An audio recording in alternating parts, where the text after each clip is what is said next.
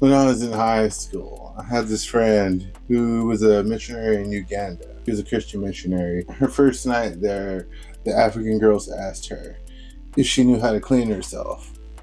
And of course she laughed at that. She's like, of course I know how to clean myself. And she's like, okay, we're just making sure because most Americans don't know how to clean themselves.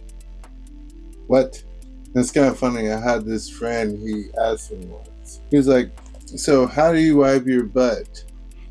And I was like, excuse me, come again? He's like, yeah, do you put the toilet paper all the way in your butt? That's a symptom to a much bigger problem, obviously. Why don't Americans know how to clean ourselves exactly? Where did we lose that? What is the correct way to clean ourselves even? We'll get to that. I want to get to the overarching point that society is basically doomed. And there's a reason for it. The biggest reason is the size.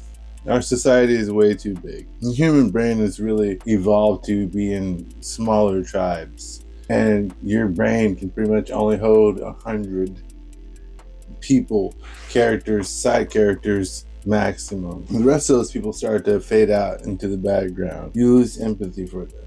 Think about how you feel when you're driving down the street and you see a homeless guy. You're not immediately empathetic towards him.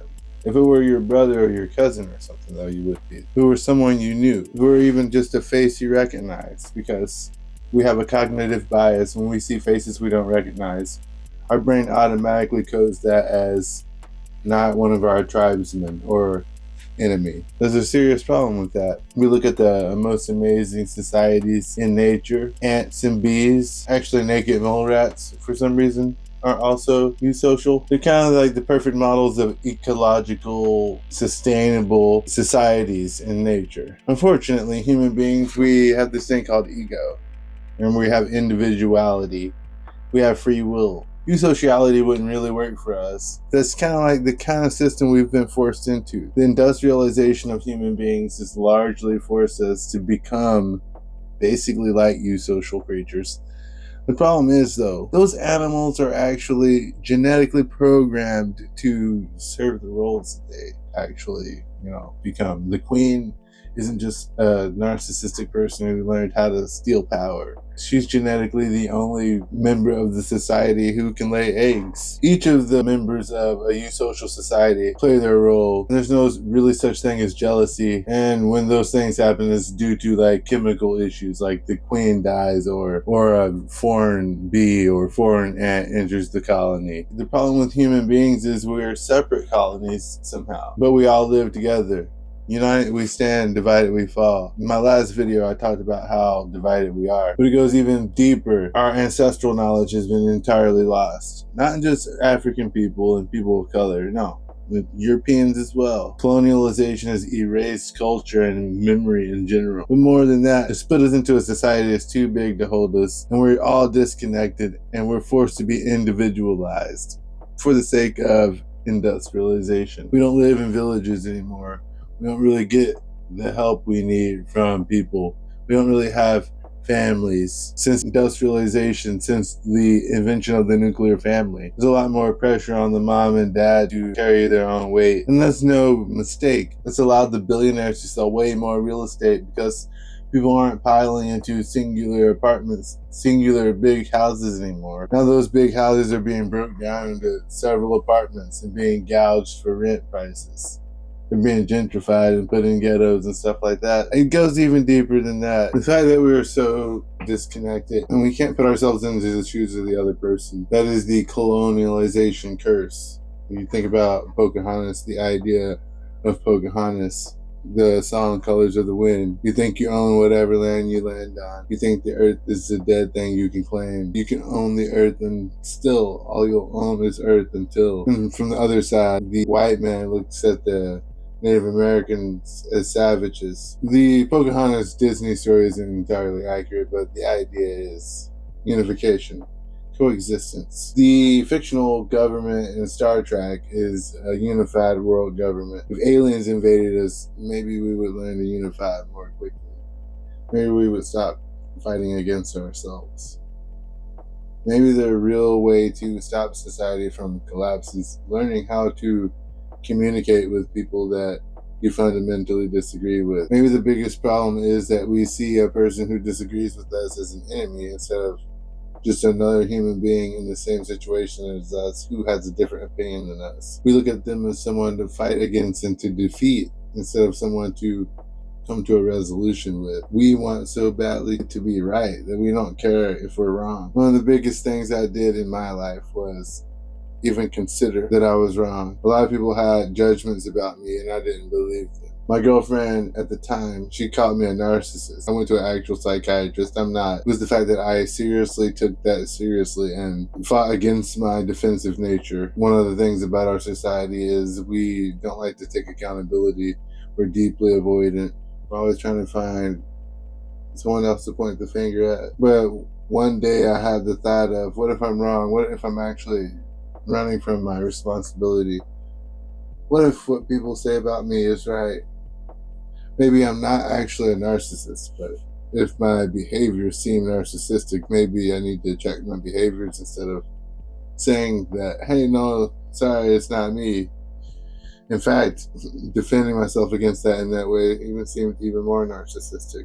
I think our society is at large narcissistic as a whole. That's the problem with parenting. That's why we don't know how to clean ourselves. Whoever our last ancestor was who didn't know how to clean themselves, and maybe none of our European ancestors knew how to clean themselves because English people weren't exactly known for being the cleanest, and they would have been the sailors and stuff, the guys who slept on ships, and maybe we're just the descendants of the dirtiest English people. The avoidant patterning from colonialism, the shutdown of emotions for logic. I mean, I mentioned Star Trek. The idea that Vulcans are the perfect race because they don't have emotions and they're purely logical. The thing is to be able to come together and acknowledge our differences and find commonalities.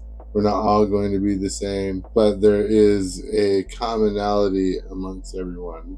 We want to be happy. We want to live freely. I think the thing is each side needs to learn what the other side is about. It reminds me of the song I'm Not Racist by Joyner. I'll in fact put a link in the description to that because it's a pretty good song. It's actually one of the songs that changed my perspective about social justice issues. And yes, my channel is mental health niche. You subscribe. All my videos until this one are basically primarily only mental health. This video is setting up the next video series, which will be the problem with all these different social groups. I'm going to use my power as an African-American person to kind of make fun of every social group until I get canceled. I'm not going to be being judgmental. What I'm going to be doing is trying to present what the middle looks like and what stances, what the universe looks like from the middle, from the perspective of someone who sees the left and the right, and I don't mean just politically the left and the right, but I see all extreme values as propaganda. Someone is all good or all evil. Both are unhealthy. Superman is unhealthy. Skeletor is unhealthy. Just be a regular guy. The medium, the middle, the balance, being able to realize that we are really, even though maybe the group is too big for our brains to conceptualize, we are still a big village. We are still one family. We need to come together and understand and recognize our differences and learn different ways to communicate with each other. So I'm going to dedicate basically this whole page to what I just said and different levels of it. I'm going to go ahead and close this video. I'm on a sprint thing for AprilynneAlter's challenge. Aprilynne's challenge, hashtag Aprilynne's challenge. AprilynneAlter is an amazing content creator. She's inspired me greatly. You should check her out. I'll have a link to her in the description, and if you are a content creator and you're wanting to join the challenge, check out, I'll link these two of her videos. Actually, I don't know how this works, but if I can put an end card, there's an end card to Aprilynne's challenge right now. Anyway, this video might be shorter, I'm not sure. It's really a preface to other videos, but thanks for watching. Subscribe.